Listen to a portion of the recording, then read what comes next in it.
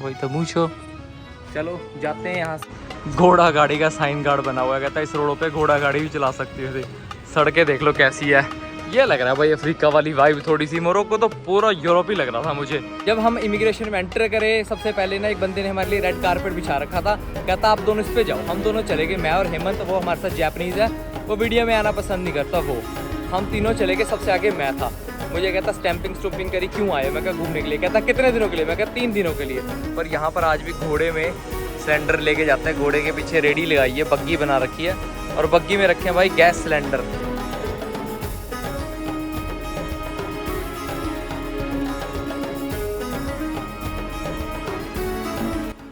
Good morning everybody, नए दिन में न्यू ब्लॉग में आपका स्वागत है। और ये है जैकलिन। आज यहाँ से ब्लॉग शुरू करते हैं क्योंकि आज हमारा लास्ट दिन है और अभी हम यहाँ से जा रहे हैं। हमें जाना है पहले कासाब्लांका, जो हमें लेके जाएगी। वहाँ से हमारी फ़्लाइट है सेनेगल की, और कुछ आगे चल के बताते हैं। अभी यहाँ से हॉस्टल से सी ऑफ कर रहे हैं। ऐसा बन गया था, दूसरा घर जैसे ही बन गया था, कुछ मर्जी कहीं पे भी सामान रख दो। कल भाई हॉस्टल में कांड हो गया। हमारे साथ एक लड़का था, उसका फ़ोन चोरी हो गया, तो सारों के बैग बुक चेक करे, कहीं नहीं मिला। बेचारा ढूंढता फिर रहा है और कल कह रहा था कि पुलिस आएगी। ऑनर भी आ गया था पर कोई नहीं आया हुआ। बस क्या कर सकते हैं, फ़ोन संभाल के रखने चाहिए। कैमरा एक लगा है पर रूम के बाहर नहीं लगा, ऊपर लगा हुआ है। चलो हम चलते हैं यहाँ से और आपको ट्रेन स्टेशन जाके मिलते हैं और बताते हैं कि ट्रेन से जाते हैं कि बस से जाते हैं। हम अभी ऑप्शन देख रहे हैं किससे जा सकते हैं। ट्रेन भाई महंगी है यहाँ पर और बसें सस्ती हैं। से बोला से नमस्ते इंडिया बोला। हाँ नमस्ते इंडिया। हाँ नमस्ते इंडिया।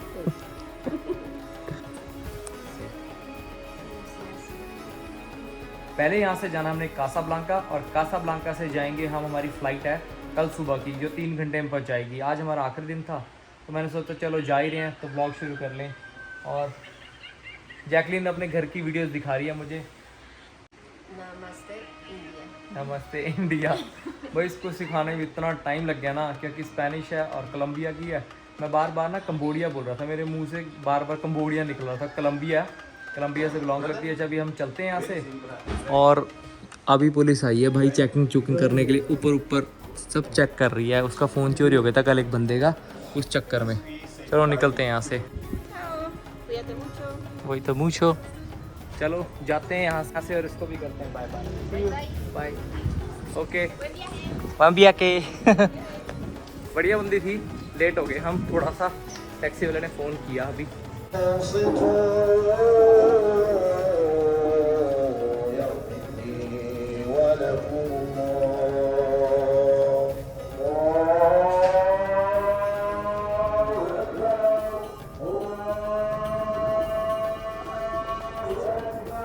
आज भाई फ्राइडे है ना, इस करके सड़कों पे नमाज़ पढ़ रहे हैं। और कल रात को आपने देखा था बहुत सारे प्रोटेस्ट चल रहे थे यहाँ फ़लस्तीन को लेके ना। हम भी वहाँ से निकल के, मुश्किल से निकल के, क्या फ़ायदा उनके पीछे फंसने का। हम तो टूरिस्ट हैं, हम क्या ही कर सकते हैं, है ना। और देखो छोटे छोटे बच्चे हमारे पीछे लग गए कि हम छोड़ के आएंगे तुम्हें, हम छोड़ के आएंगे, बाद में हमसे पैसे मांगेंगे। उन्होंने नेविगेशन लगा रखा है। टैक्सी बुक करी, पहले 50 आए। मैं कहा चल कर दे, 50 दिरहम ही है। फिर 70 आए, अब सीधा 130 हो गए। मैंने कहा छोड़ हम पैदल चल जाएंगे। 2 किलोमीटर तो सारा है यार, पता भी नहीं लगेगा कब पहुंच गए 2 kilometre. Yes no I don't have money. इधर से जाना है। अब पैसे मांगने लगे, जैसे मैंने बताया था ना पीछे, पहले खुद ही पीछे आ जाते हैं फिर पैसे मांग लेते हैं। कैमरा खोलती ही भाग के। चलो चलते हैं यार, बहुत ज़्यादा गर्मी हो रखी है और मैंने बाल भी नहीं कटवाए। देखते हैं सेनेगल में जाके कटिंग करवाते हैं।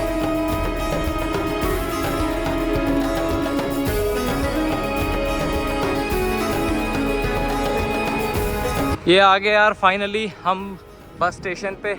आधा घंटा लग गया चलते चलते, 2:17 हो गए और बस ऑलमोस्ट पहुंच गए। मेरे ख्याल से यहाँ से बस मिल जानी चाहिए, नहीं मिली तो फिर आखिरी ऑप्शन हमारा ट्रेन होगी। और एक चीज़ बताता हूँ आपको, जितना भी सारा मदीना था ना मार्केट, वो देखो सारी मार्केट इस दीवार के अंदर थी। सारा कुछ जितना भी ओल्ड मराठी सिटी है ना, वो सारी की सारी ना इस दीवार के अंदर है। हम अंदर अंदर घूमते रहे गलियों में। कम से कम 5 से 6 किलोमीटर चौड़ी सर्कल रेडियस कह सकते हो आप इस मार्केट की, इतनी बड़ी है। कासाब्लांका के लिए बस कहाँ से मिलती है। कुछ ऐसे हो गए हालात। बैग उठा के काफ़ी दिनों बाद बैग उठाया। आदत नहीं थी बैग उठाने की, 4-5 दिन से हमारे रेस्ट मूड में थे यार। और मॉरिटानिया के वीज़े के लिए हमने हर चीज़ अपना ली, पैसे भी दे लिए, रिश्वत भी दे के देख ली, कोई हाथ पल्ला नहीं पकड़ा रहा। सब एजेंटों को फ़ोन कर लिया, सबको कॉल करके पूछ लिया, कुछ नहीं पता लगा। ये कुछ बस स्टेशन है यार, ऐसा दिखता है। और हमने यहाँ से टिकट ले लिया कासा, ओके कासा ब्लांका की यहाँ से टिकट लिया है। 60 दिरहम की पड़ रही है। बंदा कहता बैग के अलग से देने पड़ेंगे आपको 20-20 दिरहम। ये पता नहीं क्या सिस्टम है यहाँ पर। अभी देखते हैं वॉल्वो कौन सी है। भाई ऑनलाइन लिखा था 60, यहाँ के दिए 90, मतलब 20-20 दिरहम बैग रखने के अलग से देने पड़ते हैं। ये बात तो मुझे पता थी कि अफ्रीका में बैग के अलग पैसे लेते हैं, पर मुझे ऐसा लगता है ज़्यादा लिए हैं। वाला ये कुछ ऐसी हमारी बस है। बस से अंदर से भी दिखाता हूँ, AC है, शुक्र है। इधर ट्रेन में तो AC था ही नहीं। भीड़ है यार यहाँ तो। हमारी शायद आखिरी सीट दी है उसने। वॉल्वो बस है भाई। बस के हालात ऐसे हैं कि बस लगता है कि CTM, मेरे को कहा था कि इसने सुपरा और CTM बहुत अच्छी है, पर ये ना ही सुपरा है ना ही CTM है, कोई और देसी सी बस है। सुपरा की तो बहुत अच्छी सीटें हैं और CTM की बहुत अच्छी सीटें हैं। इसकी तो सीटें ही बहुत बेकार है और AC भी मर के चल रहा है। ये कुछ सीटें हैं और गंदगी बहुत है ना, गंदी है ना बस, बहुत ज़्यादा, बहुत गंदी बस है। ये देखो हाथ रखने के टूटे पड़े हैं। चलो देखते हैं कब तक पहुँचाती है। हाँ 10 मिनट में। अफ्रीका का स्टाइल है। अफ्रीका में अगर कोई कहता है ना 10 मिनट में निकलेंगे, वो तब तक नहीं निकलेगा जब तक पूरी बस फुल नहीं होगी। इस चीज़ से प्रिपेयर हो के आना। हमें पहली बार जब मैं अफ्रीका आया था तो मुझे बात पता लगी थी।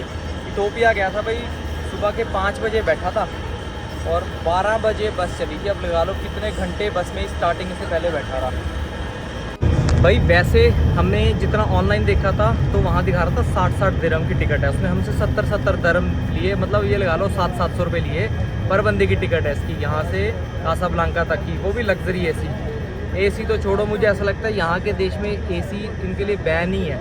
ट्रेन का भी AC इतना बेकार था, इसका भी AC इतना बेकार है। अब सीट आगे बदल के बैठा हूँ, यहाँ पे भी AC मर के चल रहा है और पसीने आ रहे हैं। पता नहीं यहाँ के लोगों को आदत नहीं होगी AC की, या कोई कुछ बोलता ही नहीं है कि भाई AC तो चल ही नहीं रहा। ऊपर से वो तो दिए 700 रुपये, 200 रुपये बैग रखने के। मैं कहा है 10-10 दिरहम दिए, 20 देर मेरे लिए, 20 हेमंत के लिए, 200 रुपये बैग रखने के। 10-10-20 रुपये लेते तो दे भी देते, 200 रुपये बैग रखने के। मेरे को पता है छोटे मोटे स्कैम तो यहाँ पर बड़ी आम सी बात है। अब ये सोच के आओ, थोड़ा प्रिपेयर हो के आओ और पहले 4-5 जगह पता कर लो, लोकल से पता कर लो। सबसे बड़ी चीज़ यही है, जब आप किसी होटल में स्टे करते हो तो लोकल से पूछ लो। और भाई टैक्सी का तो पूछो ही ना। मेरे हिसाब से टैक्सी वाला यहाँ पे इतने कमाता है जितना इंडिया में कोई इंजीनियर नहीं कमा पाता। अरे 2.3 किलोमीटर, सिर्फ ये लगा लो आप 4 किलोमीटर लगा लो, उसके 700 रुपये कौन दे भाई। मैं तो हैरानी वाली बात है, 700 रुपये। और पेट्रोल यहाँ पे कोई महंगा नहीं है, इंडिया वाला प्राइस है। पता नहीं इनके पास इनकम का यही सोर्स है कि और कुछ नहीं है। ये हम इस टाइम निकल रहे हैं, वो था मदीना, ये है प्रॉपर मराकेश सिटी। मदीना मतलब पुरानी सिटी कह सकते हो उसको, वो सारा पुराना ओल्ड टाउन था। ज़्यादातर टूरिस्टिक प्लेस वहीं है, लेकिन मेन सिटी जो मराकेश है, ये देखो सुंदर तो है, नो डाउट, ऐसी सिटी नहीं है। सिटी तो बहुत सुंदर है। सिटी से बाहर निकलोगे आपको बहुत सुंदर सुंदर जगहें देखने को मिलेंगी। ये देखो पोस्ट मार्कोस, यहाँ पर ज़्यादातर लिखोगे ना आपने, या फ्रेंच में लिखा होता है बहुत सारी चीज़ें, फ्रेंच इन्फ्लुएंस्ड है इस करके और फ्रेंच कॉलोनाइज्ड है इस करके। चलो पहुँचते हैं, आपको सीधा बस कहीं रुकते हैं तो वहाँ मिलते हैं। ये तो गर्मी में बुरा हाल हो रखा है, 43 डिग्री टेम्परेचर है। चलो चलते हैं और आपको रास्ते में मिलते हैं कहीं। पूरा गिल्ला हो गया हूँ कपड़ों में, मुँह पे पसीना आ रहा है बहुत ज़्यादा। AC चल रहा है और कहते हैं, मैं कहा ये कैसा AC है यार, इससे अच्छा तो ना ही चलाओ AC।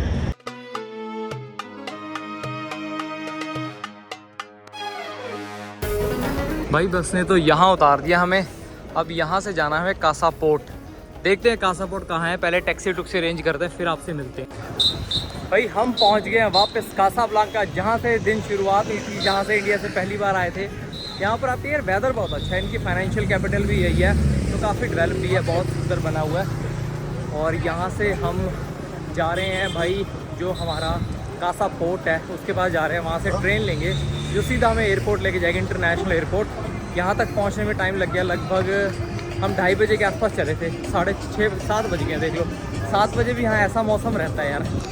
ये देखो सामने पुलिस खड़ी है, उतरे और टैक्सी वाले बाहर खड़े थे, कहते दे देना 200 दिरहम दे देना, 200 दिरहम कहते 200 दिरहम दे देना और हम आपको एयरपोर्ट तक छोड़ देंगे। यहाँ से 24 किलोमीटर है। मैं कह रहने दो, छोड़ कर हम बस में ही उसमें ट्रेन में चल जाएंगे।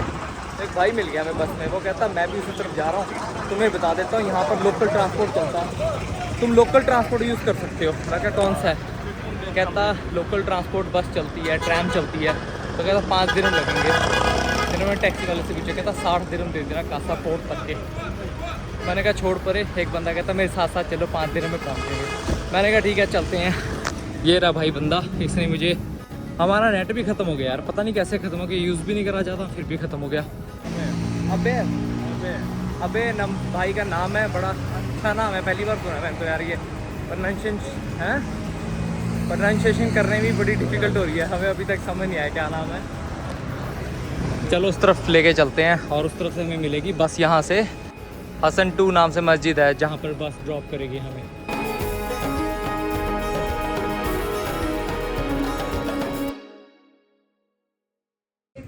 भाई घूम फिर के आ गए थे वापस उसी दुकान पे जहाँ हम डेली खाते थे। हमेशा तो हमें राजमा मिलते थे, आज हमें मिल गया खुसखुस। बढ़िया चीज़ है, अच्छी है, पर इंडिया जैसा टेस्ट तो चलो क्या ही मैच करेंगे ये। साथ में खाए हमने परोठे, थके हुए थे। अभी टाइम हो गया 8 बज गए मेरे ख्याल से, हाँ 7:45 हो गए। बस थोड़ी देर में यहाँ से निकलेंगे और फिर तो जाएंगे एयरपोर्ट। और एयरपोर्ट सुबह सुबह फ़्लाइट है हमारी यहाँ से नई कंट्री की। ये देखो, ये लड़का याद आ गया होगा आपको, पहले ब्लॉग्स में देखा होगा जिन्होंने। भाई खाने पीने के लिए थोड़ा सा सामान ले लिया हमने यहाँ से, और ये आगे हम यहाँ पर कासा पोर्ट से जाएंगे सीधा। ऐसी ट्रेन है, ये लास्ट स्टेशन है कासा पोर्ट सेंटर भी कह सकते हो इसको, ओल्ड टाउन भी कह सकते हो। यहीं से वापस हमें एयरपोर्ट जाने की ट्रेन मिल गई है। लगभग 60 दिरहम लगे, 60 दिरहम लगभग 600 रुपये, और यहाँ से आधे पौने घंटे का रास्ता है। यार यहाँ पर ना ट्रेन महंगी है, और अगर आप बस देखोगे ना वो ज़्यादा सस्ती है, लेकिन ट्रेन बहुत महंगी है। पर दोनों की कबाड़ है, और बिजली मेरे ख्याल से बहुत महंगी है। पूरी ट्रेन में एसी ही नहीं है, बड़ी अजीब सी बात है यहाँ पर। ये कुछ आ गई है ट्रेन, देख लो कैसी दिखती है। पहले भी दिखाई थी जिस दिन पहले दिन आए थे हम, उस दिन भी दिखाई थी ट्रेन आपको।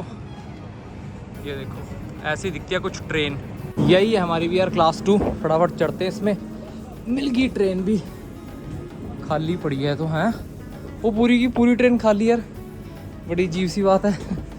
सही है तो चलो देखते हैं कोई अच्छी सी जगह, साफ़ सुथरी सी जगह देख के बैठते हैं। यहाँ पर ना क्या होता है, कोई नंबर नहीं लिखा हुआ, जिसका जहाँ दिल करता है वहीं बैठ सकता है। जिस दिन हम आए थे ना हमें लगा कोई सीट नंबर मिलेगा, वो तो किस्मत थी, हमें मिल गया। भैया मॉरिटानिया नहीं गए, पर आपको एक कहानी बताता हूँ छोटी सी, जो आप लोगों को मोरक्को को समझने में थोड़ी आसानी देगी। जो है मोरक्को और मॉरिटानिया का बॉर्डर, जिसको बोलते हैं ना वेस्टर्न सहारा, पहले उसको बोला करते थे स्पेनिश सहारा। वो पहले स्पेन के अंडर राज में था। जब उसको स्पेन छोड़ के चले गए 1972 में, उसके बाद से मोरक्को ने इसको कब्जा कर लिया। पर वहाँ के जो कुछ लोग हैं वो कहते हैं कि हमें अलग कंट्री बना के दो, जिसका नाम रखेंगे वेस्टर्न सहारा। और इन दोनों के बीच में, मोरक्को और वेस्टर्न सहारा के बीच में एक लाइन है जो लगभग 2700 किलोमीटर की है, और वहाँ की एक लोकल फोर्स है, उसका नाम नहीं मैं ले सकता, पर नीचे लिख दूँगा किस नाम से है। वैसे तो मुझे पता है, SSDR से नाम से एक फोर्स है, वो वहाँ को संभाल रही है। 1 लाख उनके बंदे खड़े हैं। वो कहते हैं मैं अलग दो, और पूरी दुनिया में उसको कोई मान्यता नहीं देता, वेस्टर्न सहारा को कंट्री नहीं मानता।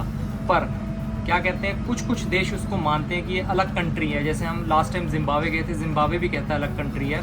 पर UN और इन दोनों के बीच में आता है, वेस्टर्न सहारा के और मोरक्को के बीच में, जब भी कोई बिज़नेस डील या जब भी कोई डील करवानी होती है, तो इन दोनों की आपस में इकट्ठे बिठा के इन दोनों की डील करवाता होता है। इसके पीछे काफ़ी लंबी स्टोरी है, जब उस तरफ गए तो मैं आपको सुनाऊंगा। मतलब एक तरह की डेजर्ट में बनी एक सिटी है, बहुत पुरानी सिटी है, एक लायून भी वहाँ की सिटी है। चलो अब यहाँ से ट्रेन थोड़ी देर में निकलेगी, जब निकलेगी तब आप लोगों को बताते हैं कि कैसा रहता है सफ़र। वैसे सफ़र कुछ दिखने नहीं वाला, सेम ही है, अंधेरा ही है।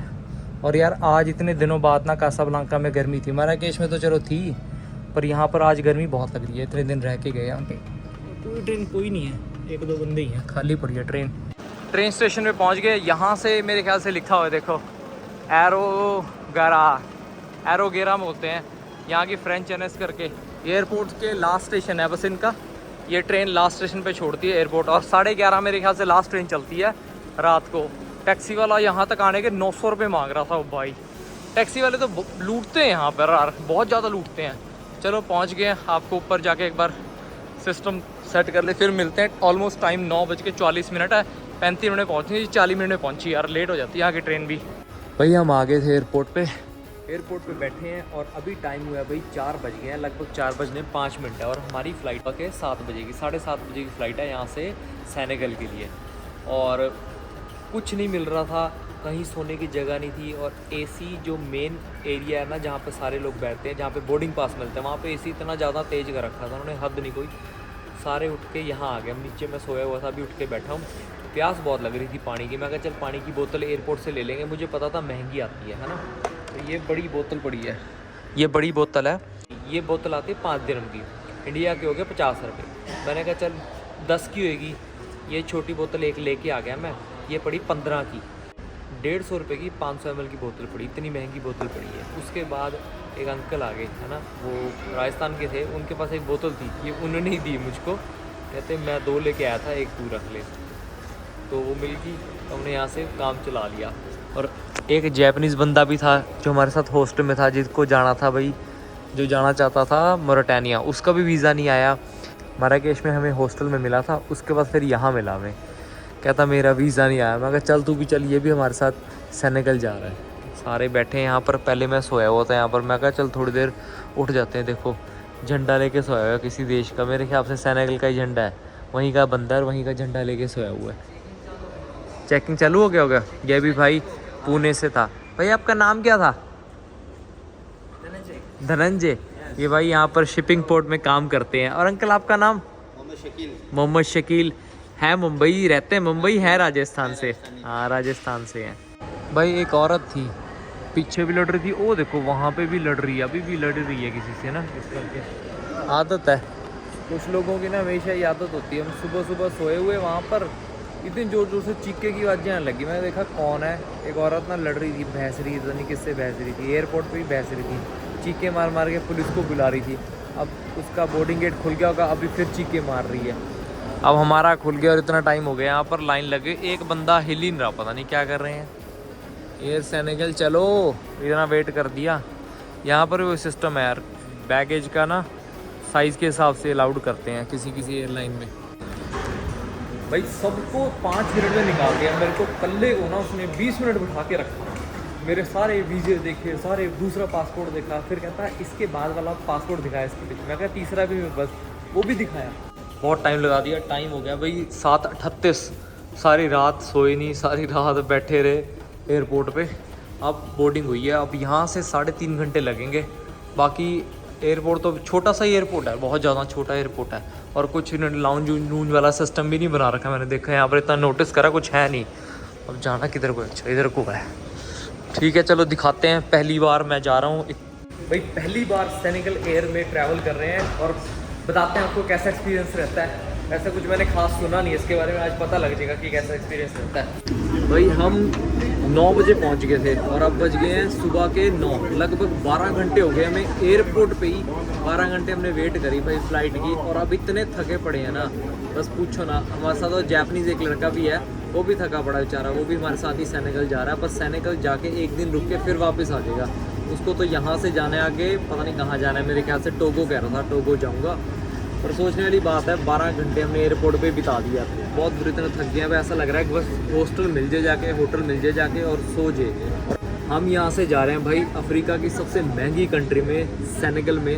सोना तो है 2025 के हिसाब से सबसे महंगी कंट्री है सेनेगल। और युगांडा को मानना है कि ये सबसे महंगी है। जाके पता लग गया कितनी महंगी है, कितनी सस्ती हैं। और ये ब्लॉग मेरे को अब तक ख़त्म कर देना चाहिए यार, क्योंकि बहुत देर हो गई ब्लॉग चला हुआ है। Small, very small. हाँ हाँ, ये था भाई वो जैपनीज जो हमारे साथ था। भाई एयर सेनेगल का जहाज है, पर कहीं पे नहीं लिखा हुआ एयर सेनेगल। बिल्कुल प्लेन वाइट जहाज है। जैसे वो देखो, वो सब पे लिखा हुआ है कुछ ना कुछ। वो देखो अरबी में लिखा हुआ है, इसके पीछे भी कुछ लिखा हुआ है। ये देखो मोरक्को के जा रहे, अरबी में लिखा हुआ है। मेरे हिसाब से मोरक्को एयरलाइन लिखा होगा कुछ ना कुछ, पर इसके ऊपर एक शब्द नहीं लिखा हुआ। प्लेन बिल्कुल छोड़ा हुआ है। भाई कल को क्रैश क्रूश हो जाए, ये भी ना पता लगे कौन से उसका था, कौन सी कंपनी का था, कौन ऑपरेट कर रहा था।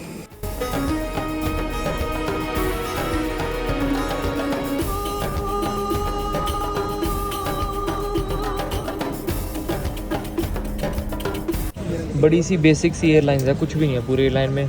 चार्जिंग पॉइंट भी नहीं दे रखे हैं इन्होंने। बिल्कुल बेसिक एयरलाइन है। पर जहाज़ से ऐसा लग रहा है जैसे न्यू जहाज़ होता है ना, वैसा ही है। और यहाँ पर यार बहुत चेकिंग करते हैं। मतलब पासपोर्ट को तो इतनी बारी चेक करते हैं ना, मेरे नहीं करते। एक चाइनीज़ लड़की थी, उसके पासपोर्ट को इतनी बारी चेक करा ना, हद नहीं कोई। मतलब उसको लेके गए, पता नहीं क्या मिल गया उसके पासपोर्ट में, 5-6 बार उसको चेक करते हैं। पता नहीं यहाँ सिस्टम होगा कुछ ना कुछ ऐसा। चलो सीट बेल्ट लगाते हैं और आपको सीधा सेनेगल पहुँच के मिलते हैं। एयर सेनेगल ने यार खाना भी दिया, हालांकि नॉनवेज था, मैंने नॉनवेज नहीं खाया।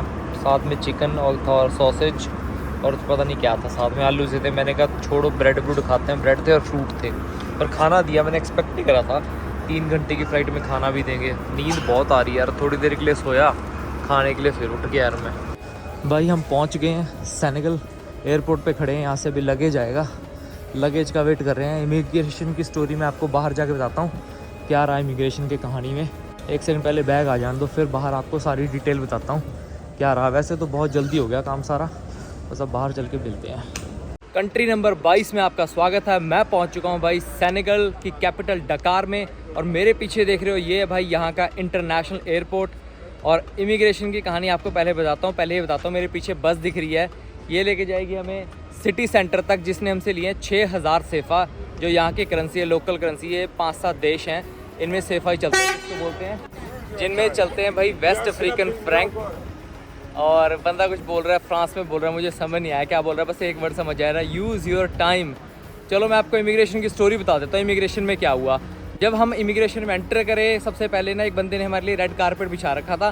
कहता आप दोनों इस पे जाओ। हम दोनों चले गए, मैं और हेमंत, वो हमारे साथ जैपनीज़ है, वो वीडियो में आना पसंद नहीं करता वो।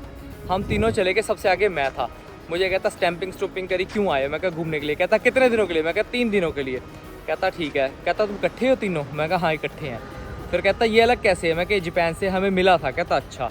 उसके बाद कहता तुम दोनों स्टैंपिंग करने के ना मुझे $50 दे दो। मैं कहा $50 किस बात के? मैं कहा वीज़ा फ्री है सेनेगल, वैसे सभी देशों के लिए वीज़ा फ्री है, इंडिया के लिए नहीं, सभी देशों के लिए वीज़ा फ्री है। कहता नहीं $50 स्टैंपिंग फ़ीस देनी पड़ेगी। स्टैंप लगा दी थी उसने, हमें पता था देगा, पासपोर्ट तो देना पड़ेगा, क्योंकि एक बार स्टैंप लग गई तो एग्जैक्ट की स्टैंप देनी पड़ेगी। और डर डर के मांग रहा था, जैसे शीशे के पास है, कम $50 फॉर स्टैंपिंग फ़ीस। मैं कहा no it's free, it's my 25th country. कहता मैं कहा मैं अफ्रीका की 11 कंट्री ट्रैवल कर चुका हूँ, मुझे पता है कि कहाँ हर जगह पैसे मांगते हैं। उसके पीछे उसके ऑफिसर बैठे थे, मेरे को लगता था उस करके वो डरा हुआ था, लेकिन उसने ना ज़िद सी पकड़ ली थी कि पैसे चाहिए, कुछ मर्जी हो जाए पैसे दो। मैंने कि पैसे तो है नहीं हमारे पास। फिर कहता पासपोर्ट रख लिया हमारे कॉपी सी के नीचे। मैं कहा अब देगा। सारे बंदे जाते रहे, हमें खड़ा रखा। मैंने कहा चल वापस कर देगा, डिपोर्ट ही कर देगा। डिपोर्ट का खर्चा $50 से तो ज़्यादा ही है, खुद टिकट अरेंज करेंगे, खुद ही भेजेंगे हमें। फिर कहते थोड़ी देर बाद कहता टेक योर पासपोर्ट गो। बस चक्कर में हमने वीज़ा फ्री ले लिया और निकल गए वहाँ से 1 मिनट में। और बाहर आते ही कुछ ऐसा माहौल है, और बाहर आते ही हमें मिल गई ये बस, और जो लेके जाएगी सिटी सेंटर। भाई यहाँ से सिटी सेंटर बहुत ही दूर है, मतलब 1 घंटा 8-10 मिनट की ड्राइव है सिटी सेंटर की। फिर वहाँ से जाएंगे हम दूसरी टैक्सी में। चलो देखते हैं कैसा रहता है माहौल, कब तक पहुँचते हैं। अभी तक तो कुछ ऐसा एक्सपीरियंस रहा है, कुछ एयरपोर्ट कुछ खास लगा नहीं मुझे, जिस हिसाब से यहाँ पर सुना था सेनेगल फ्रेंच कॉलोनाइज्ड है। और दिखाते हैं क्या बनता है यहाँ पर। और हमने सिम नहीं लिया, क्योंकि अंदर सिम मिल रहा था सोनाटेल का 5000 सेफा का। चलो अब चलते हैं बस के अंदर। बस तो अच्छी लग्जरी बस है, 1 घंटे की ड्राइव करके इसमें जाना है। भाई अंदर से तो कुछ बस ऐसी दिखती है, बढ़िया ठीक ठाक बस है, एसी बस है। नहीं तो हमें लगा ही नहीं था मोरक्को के बाद कहीं एसी बस भी मिलेगी, पर बहुत ज़्यादा चार्ज कर रहे हैं यहाँ। 6000 सेफा दिए हमने इसके 1 घंटे की ड्राइव के।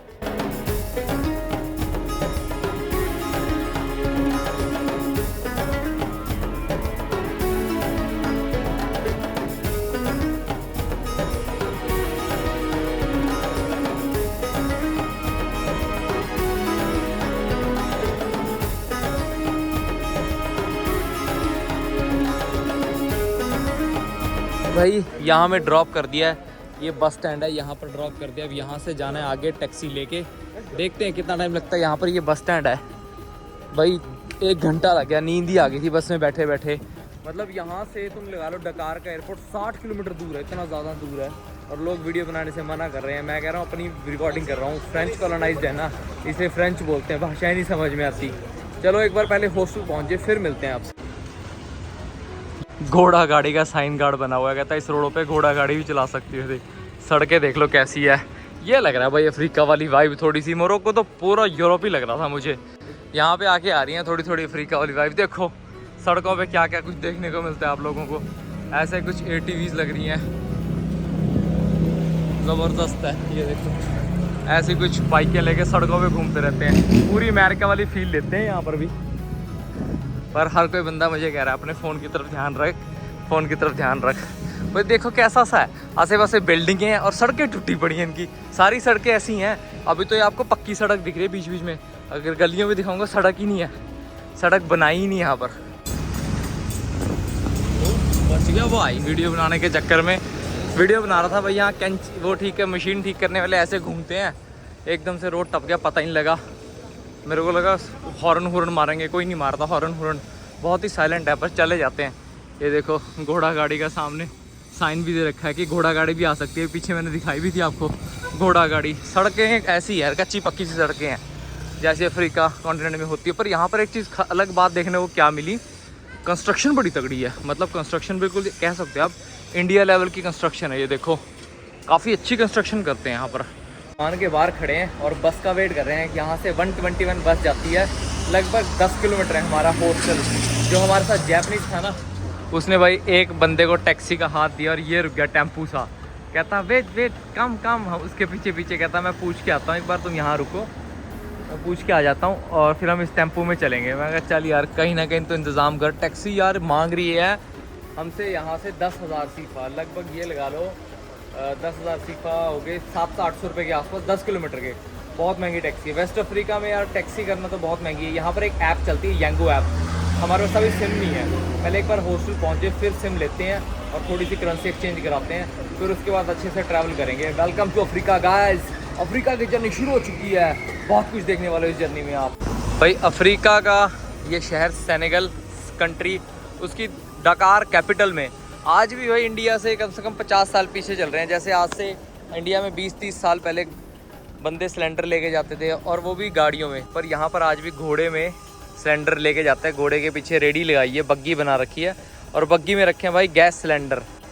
घोड़े को भी पता है और वहाँ पर साइन बोर्ड भी लगे हैं स्पेशली कि सड़कों पर घोड़े भी चलते हैं, घोड़ा गाड़ी अलाउड है। किसी सड़कों पे अलाउड होगी, सिटी के अंदर अलाउड होगी, बाहर अलाउड हो ना हो। इंडिया में बहुत टाइम पहले कल्चर ये ख़त्म हो चुका है घोड़े गाड़ी वाला, अब तो वहाँ पर अलाउड ही नहीं करते, बड़ी सिटीज़ में तो अलाउड ही नहीं करते।